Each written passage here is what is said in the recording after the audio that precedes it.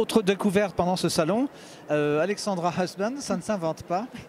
Bonjour. Votre nom de famille. On s'est rencontrés à l'inauguration et vous m'avez parlé de ce que vous faites. Ce que vous faites, ce sont des romans, quoi, fantasy? De fantastique en fait, plus précisément. Alors faites-nous la différence, donnez-nous une petite leçon. Alors en fait, le roman de fantasy, c'est vraiment un univers qui part des fois avec des dragons, ça va beaucoup plus loin. Donc c'est plus dans l'univers pour ceux qui connaissent Narnia.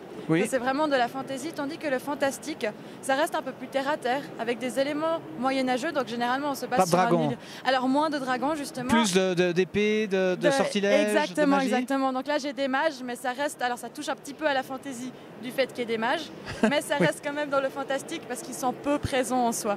Qu'est-ce que ça raconte? Donc, les peuples oubliés, on imagine qu'il va ressurgir des gens qu'on ne connaissait plus? Alors, c'est exactement ça parce qu'en fait, tout à la base, il y avait un continent sur lequel vivaient 5 peuples. C'est l'Atlantide? Non. Non, pas du tout.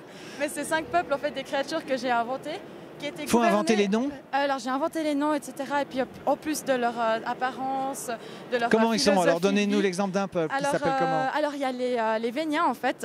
Ce sont des peuples, alors c'est un univers, eux ils maîtrisent le vent, d'où le fait du nom Vénien. Et puis ils sont assez fins, ils sont un peu plus grands que nous. Ils ont une tête allongée de manière un peu aérodynamique, oui, avec des yeux de chaque côté et puis des cornes qui se prolongent en fait dans l'allongement de leur tête.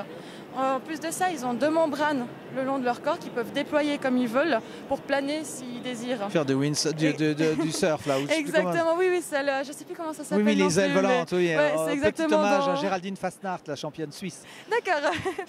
Mais alors, j'avoue ne pas du tout la suivre. Mais c'est pas bien ça, elle était sur le salon. Ah d'accord, c'est bon à savoir. Mais disons que pour elle, contrairement à vos peuples, à vous, Ouais. elle était obligée d'arriver en bas parce que c'est la terre et la gravité. Oui, Puisque chez vous, ils exactement. volent Alors, un peu plus longtemps. Voilà, ils volent plus longtemps parce que comme ils maîtrisent le vent, justement, ils peuvent jouer avec les courants d'air chaud, d'air froid pour pouvoir réussir à planer davantage. Ça, c'est les Vénias. Ça, c'est les Donnez-nous Véniens, un autre exactement. peuple alors. Alors on a aussi les Traoniens. Oui. C'est eux qui maîtrisent la terre, en fait, tout simplement.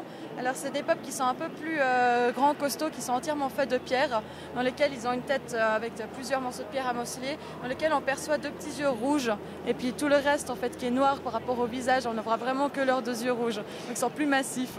Donc, ça se passe à quelle époque? À leur Alors, époque? non, ça ne se passe pas du tout à leur époque. Ça, c'était l'origine de leur planète. Oui. Donc, c'était 2 peuples qui habitaient justement sur ce continent. Et puis les 5, ils s'affrontaient dans une sorte de jeu géant que les dieux ils avaient mis en place. Donc en fait c'était un risque, mais version vivante. Et puis le but c'était de prendre le contrôle du continent. Sauf qu'ils ne sont pas arrivés du tout, alors ils ont décidé de créer en fait un 6e peuple, les humains, pour essayer de faire pencher la balance. Sauf que les humains, oui. ils en ont eu marre justement, ils se sont révoltés et ils ont écrasé ces peuples, ils les ont exterminés, massacrés et ils ont fait en sorte de détruire toute leur culture.